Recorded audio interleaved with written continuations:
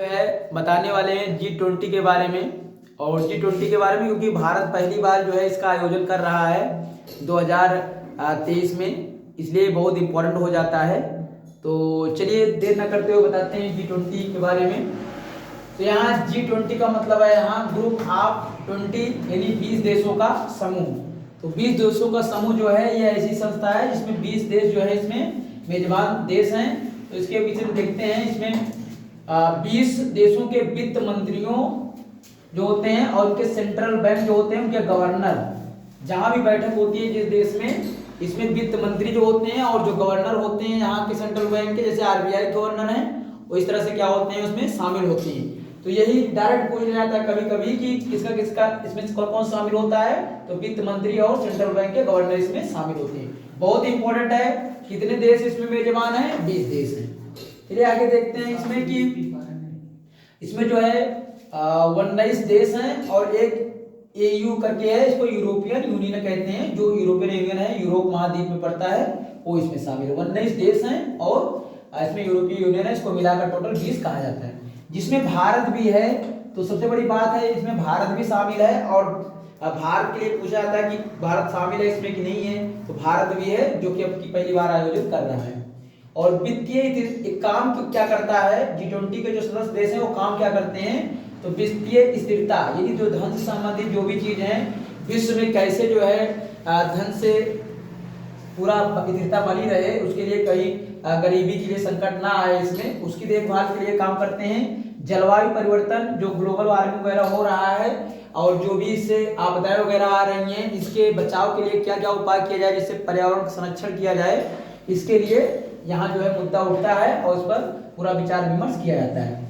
सतत विकास के लिए कैसे वैश्विक आबादी पर कैसे जो है बढ़ोतरी हो, वैश्विक आबादी में वित्तीय कैसे समावेशन हो, उसके लिए भी इस पर कार्य किया जाता है। तो ये कुछ मुद्दे हैं जिस पर जो है ये संस्था कार्य करती है।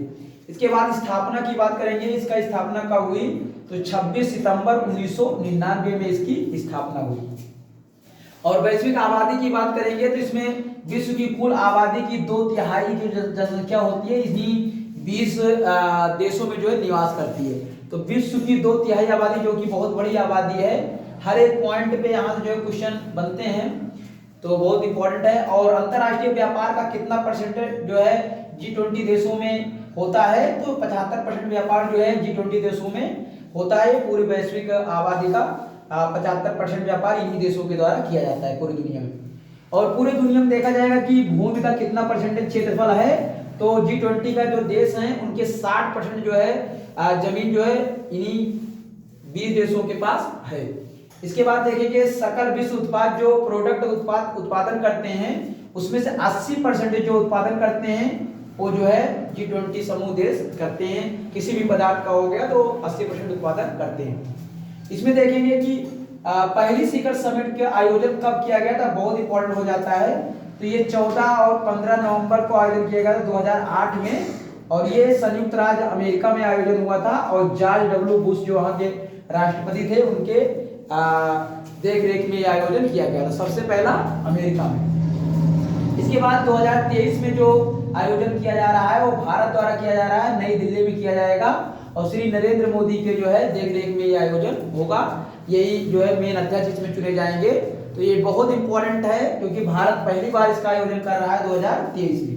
2022 में जो कि अभी बीत गया है इसके लिए बताएंगे। तो इंडोनेशिया के बाली में जो एक स्थान है नुसा दुआ, यहाँ जो आयोजन हुआ था जो है, तो इस तरह से 2022 में इंडोनेशिया में और 2023 में भारत में आयोजन हो रहा है। तो इस तरह से G20 बहुत इंपॉर्टेंट हो जाता है। आशा करते हैं आपको वीडियो अच्छा लगा होगा।